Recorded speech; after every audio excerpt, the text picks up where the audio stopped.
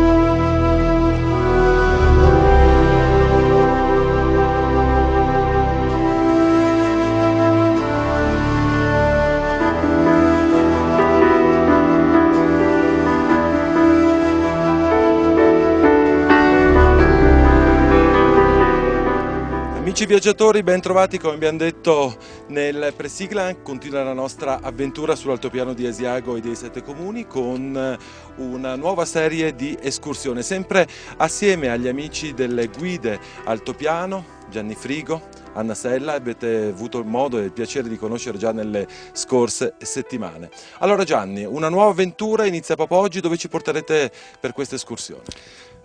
Stiamo salendo lungo la Karstrasse, che è l'arteria principale di rifornimento per le truppe austro-ungariche che erano schierate sull'Ortigara, quelle che erano in contrapposizione ai nostri alpini che dal Campanaro hanno provato a scendere per assaltarla.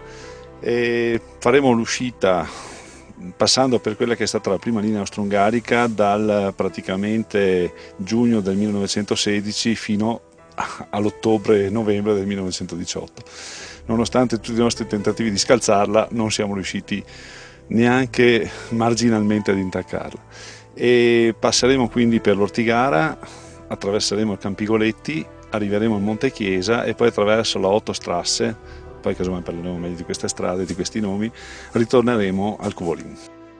Anna, una giornata completamente diversa dall'ultima escursione, il tempo è splendido e vogliamo dare, l'altra volta abbiamo dato dei consigli per affrontare un'escursione in montagna quando il tempo non è particolarmente bello. Una giornata calda come questa, come si deve affrontare un tipo di escursione come stiamo facendo noi? Una giornata calda come questa è quasi problematica, forse di più che una giornata di brutto tempo, perché ci troviamo ad alta quota, non c'è praticamente, è priva di vegetazione questa zona, non ci sono piante, quindi siamo tutti esposti al sole. Una giornata così preclude che dobbiamo attrezzarci in modo adeguato, soprattutto con l'acqua, con una buona crema solare e con un cappellino in testa, possibilmente. Come abbiamo noi in questo momento. Esatto, come noi abbiamo tutti e tre in questo momento. Allora, abbiamo già dato un po' di anticipazioni e a questo punto direi di iniziare la nostra avventura.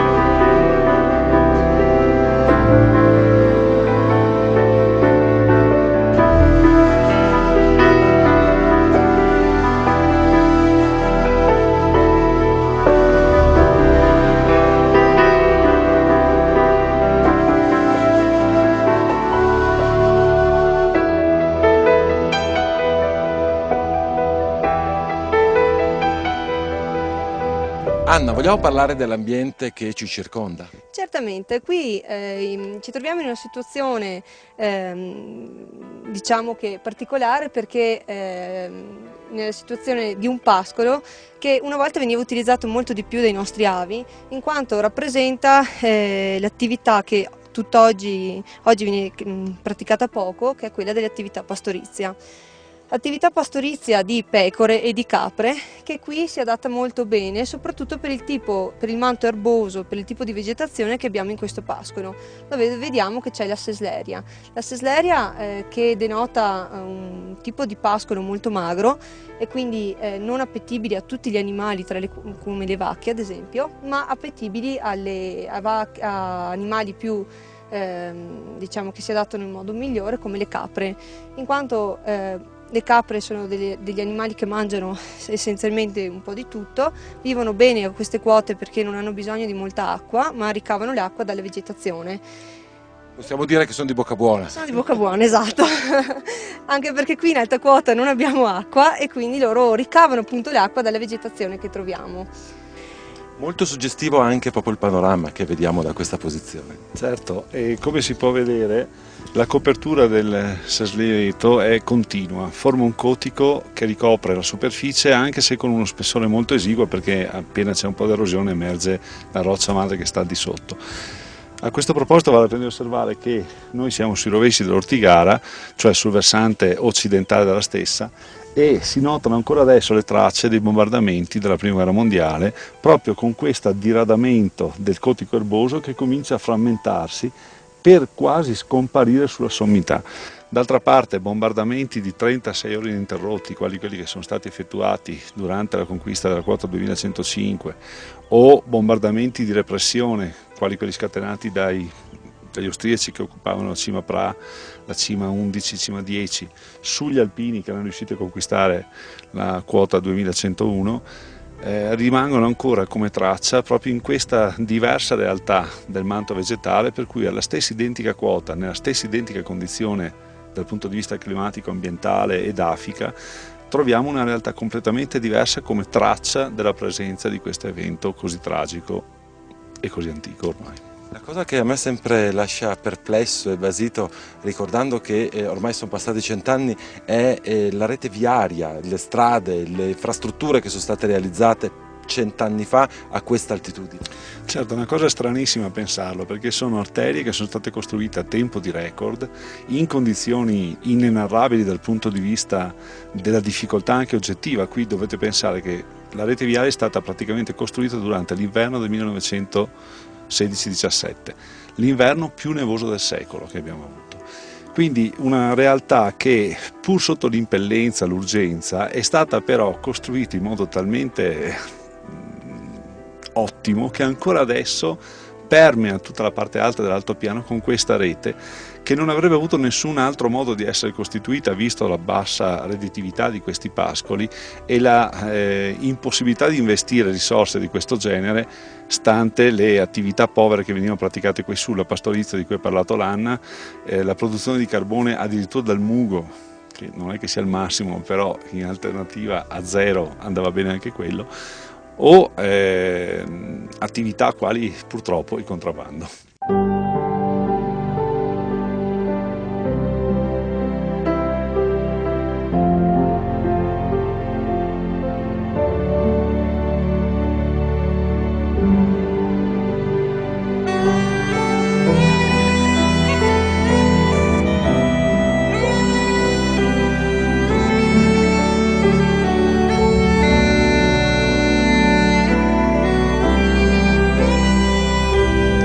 Quello che stiamo vedendo inquadrato in questo momento è la dolina dei Zappatori. Innanzitutto spieghiamo ai nostri telespettatori cos'è una dolina. Allora, una dolina è una realtà che si viene a formare in un ambiente carbonatico, calcareo, qual è l'altopiano dei 7 comuni, come conseguenza del processo di dissoluzione chimica operata da umidità atmosferica e anidride carbonica presente nell'aria che attaccano il carbonato di calcio, CaCO3, diciamo qualche formula chimica anche per chi può essere interessato, trasformandolo in bicarbonato di calcio, Ca, aperta parentesi, HCO3, chiusa parentesi, preso 2 volte. Il bicarbonato è solubile in acqua, quindi l'acqua genera scioglie queste rocce, e siccome questi tipi di fenomeni avvengono lungo delle spaccature di diaclasi, è il termine corretto, che si sono già formate quando le montagne per la compressione africana si sono alzate e abbiamo avuto l'orogenia alpina, lungo queste linee di fratture, dicevo, la dissoluzione di questo carbonato di calcio porta alla formazione di cavità sotterranee, e gli strati, che qui sarebbero suborizzontali, senza sostegno alla base, crollano all'interno di questi inghiottitoi. Per questo motivo tutto l'altopiano è estremamente dotato di cavità sotterranee e manca completamente l'acqua in superficie, perché tutta l'acqua che si ottiene per scioglimento della neve, per le precipitazioni estive e via di seguito, vengono immediatamente inghiottite, trasportate giù in profondità in questa specie di immensa spugna che è l'altopiano di 7 comuni, e riemergono poi ad esempio alle risorgive di Oliero, alla grotta dell'Elefante Bianco, dove trovano la linea basale in pratica, cioè dove lo strato dell'acqua si trova di nuovo a contatto con un livello impermeabile che gli impedisce di approfondirsi ulteriormente. Dal punto di vista storico invece adesso? Dal punto di vista storico le doline erano uno dei pochi modi che si aveva qui in altopiano per defilarsi dal tiro dall'osservazione avversaria. Infatti qui, se osservate, tutte le costruzioni sono accostate sul lato est. Per che motivo? Perché i nostri erano dall'altra parte dell'Ortigara, dall'Ozze, dalla Caldiera e via di seguito, e le nostre artiglierie erano in grado di colpire il lato occidentale della dolina. Quindi accostare le costruzioni al lato orientale permetteva di defilarle dal tiro. Questo ha funzionato fino a un certo punto, perché poi con obici di grossa dimensione e soprattutto con le bombarde, che erano molto temute dagli austriaci perché avevano un tiro quasi verticale, in pratica a parabola estremamente chiusa, si riusciva a colpire di filata anche ad esempio delle trincee, delle doline, facendo cadere i colpi molto vicini alla parte che si riteneva defilata. Questa è una dolina particolare. Sì, era la zona, si chiama appunto Dolina dei Zappatori, perché durante tutto l'inverno del 1916 gli austriaci hanno fortificato la linea che, partendo dall'Ortigara, arrivava giù fino praticamente a Camporovere, passando per il Monte Campigoleti, Monte Chiesa, lo Zebio, l'Interrotto, per poi scendere al Rasta. Gli zappatori erano nell'esercito austriaco l'equivalente delle nostre truppe del Genio, quindi coloro che costruivano le difese passive, che attrezzavano i campi di reticolati e via di seguito. Vale la pena anche di sottolineare che il primo assalto all'Ortigara gli italiani l'hanno fatto nel 1916 durante l'inseguimento agli austriaci che si stavano ritirando dalle Melette.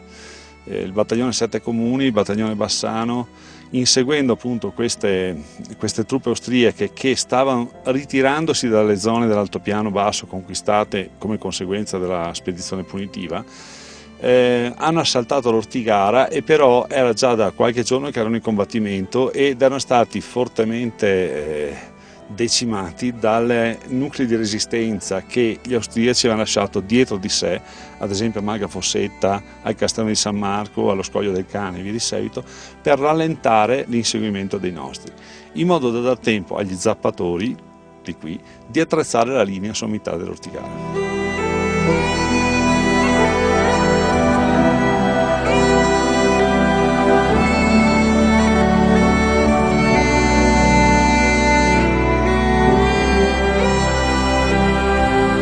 È arrivato il momento della nostra prima interruzione pubblicitaria, vi aspetto tra pochissimo.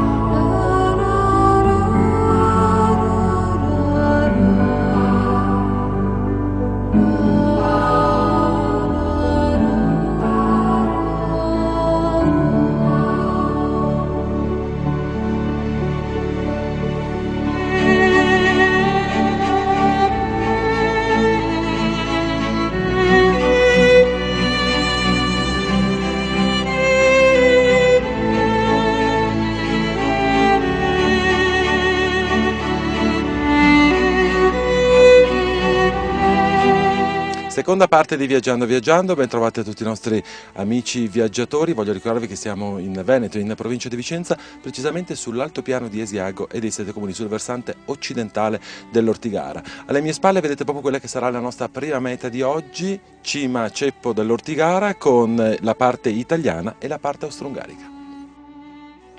Gianni, l'abbiamo detto poc'anzi, siamo nella parte occidentale dell'Ortigara, nella parte gestita dagli austriaci. Luogo importantissimo durante il primo conflitto mondiale. Certo, qui siamo nella grande dolina, siamo cioè sul versante ovest di Cima Ortigara e di fronte a noi abbiamo il cipo austriaco che è stato costruito sulla quota 2101 per la cartografia italiana, la 2071 invece per la cartografia austriaca di guerra, che era più precisa della nostra, tra parentesi, e si riesce a vedere molto bene qui dietro a me il canalino dell'Hilfsplatz. Hilfsplatz significa punto di primo soccorso, perché lì esisteva un punto di Croce Rossa che era fondamentale, in quanto era quello immediatamente retrostante alle prime linee, dove confluivano i feriti dai bombardamenti italiani o dagli assalti che gli italiani hanno portato per tutto il pomeriggio del giorno 10. C'è anche da dire che proprio attraverso quel canalino sono riusciti a risalire alle spalle dei difensori austriaci della quota 2101 gli alpini del Bassano del Monte Baldo, sfruttando il fatto che proprio in relazione a quel canale probabilmente c'era una scala. Adesso è impraticabile, bisogna arrampicare, ma su difficoltà notevoli. C'è però da dire che quello era un punto critico, in quanto era il punto di contatto tra la 6ª divisione, che teneva la sommità dell'altopiano, questa zona, e la 18ª divisione austriaca, che invece era quella che teneva la Valsugana. Capitava quindi che i difensori della quota 2003, che è quella che sta immediatamente sotto alla cima dell'Ortigara, in corrispondenza col passo dell'Agnella, che erano della 18ª divisione, per riuscire ad avere un pronto soccorso vicino, in alternativa a questo dovevano scendere fin quasi alla Val Caldiera, quindi era parecchia strada da fare. Viceversa, questo era a 5 minuti dalle loro linee, a patto di utilizzare quel canalino.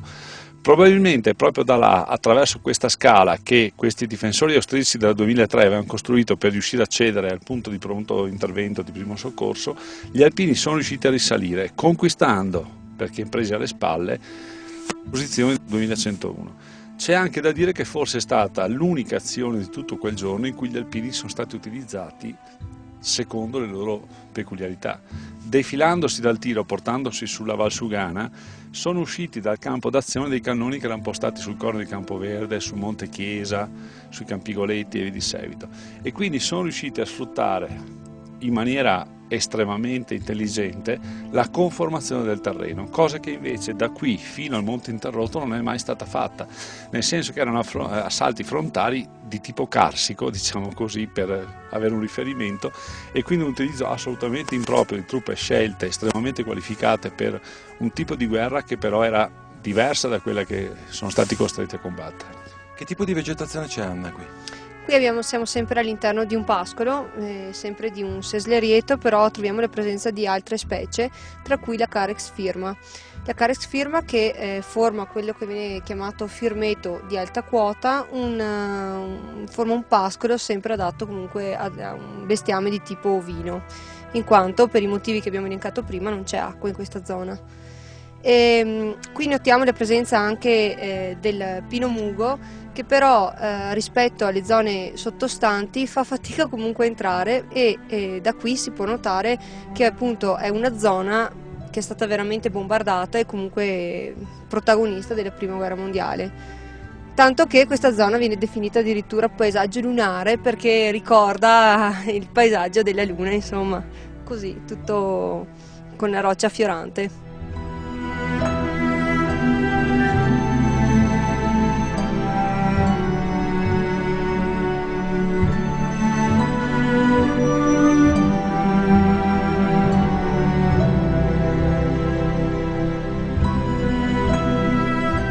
siamo a quota 2105. Gianni, pensare che 15 giorni fa avevamo raggiunto lo stesso obiettivo facendo un percorso completamente differente, facendo il versante italiano, e vedere la differenza di giornata che abbiamo trovato è veramente, sembra un'altra cima. Certo, c'è da dire che questa cima è stata presa 10 giorni dopo l'assalto e la conquista del 2101 e l'ambiente della volta scorsa era quello più consono al primo assalto all'Ortigara, quello del 10 di giugno.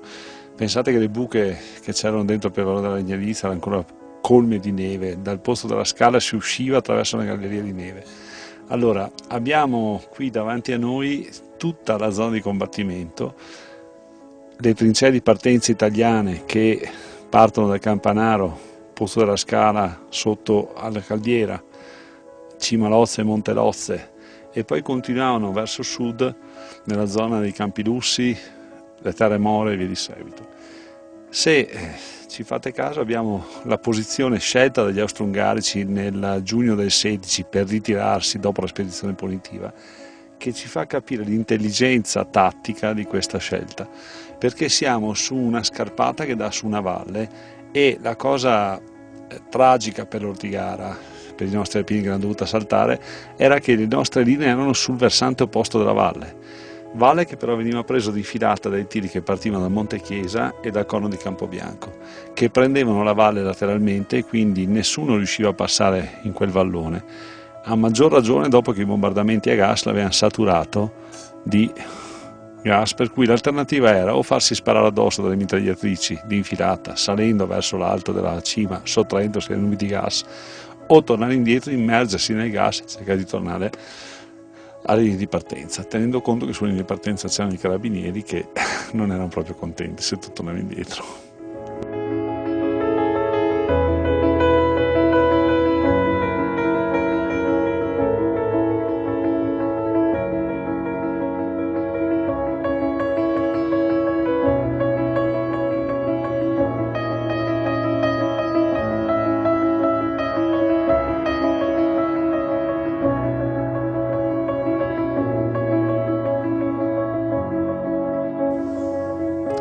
Gianni, il panorama qui è veramente spettacolare, un po' a 360 gradi.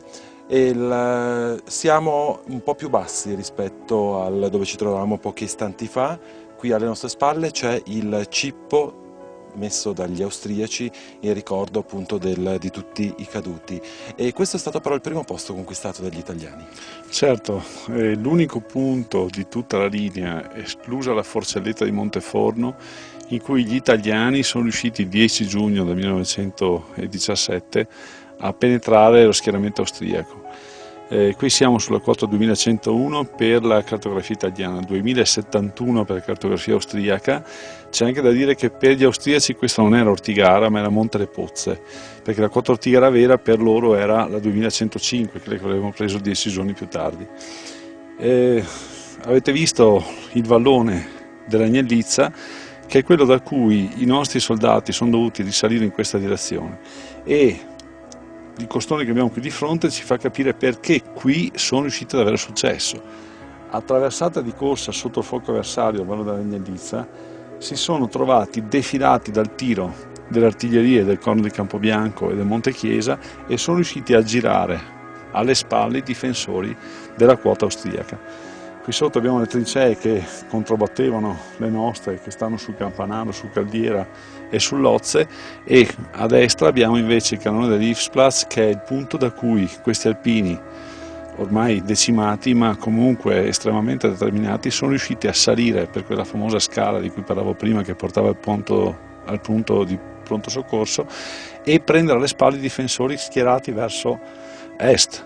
In pratica gli sono arrivati alle spalle, con un assalto all'Alba Bianca sono riusciti a conquistare la posizione, e però da qui non sono riusciti poi a muoversi, perché gli austriaci si sono attestati sull'orlo della Dorina Grande, e vedete ancora i muri a secco che hanno costruito per defilarsi, e da lì battevano tutta la zona, per cui qui chi alzava la testa moriva. E noi siamo arrivati ormai alla fine di questa nostra escursione. Anna, prima di salutare vogliamo ricordare, dare qualche informazione di servizio ai nostri telespettatori. Voi fate questo servizio di escursioni durante il periodo di alta stagione tutti i giorni, però adesso in autunno su prenotazione organizzate dei gruppi durante la settimana oppure nel weekend. Nel weekend, sì, nel weekend noi organizziamo appunto sempre queste escursioni finché tempo permettendo chiaramente, e poi anche organizziamo d'inverno. Organizziamo delle visite guidate in ambiente con l'utilizzo di varie attrezzature se necessario, altrimenti anche solo con gli scarponcini, comunque su ambienti innevato, per far vedere anche al visitatore l'altopiano con la neve.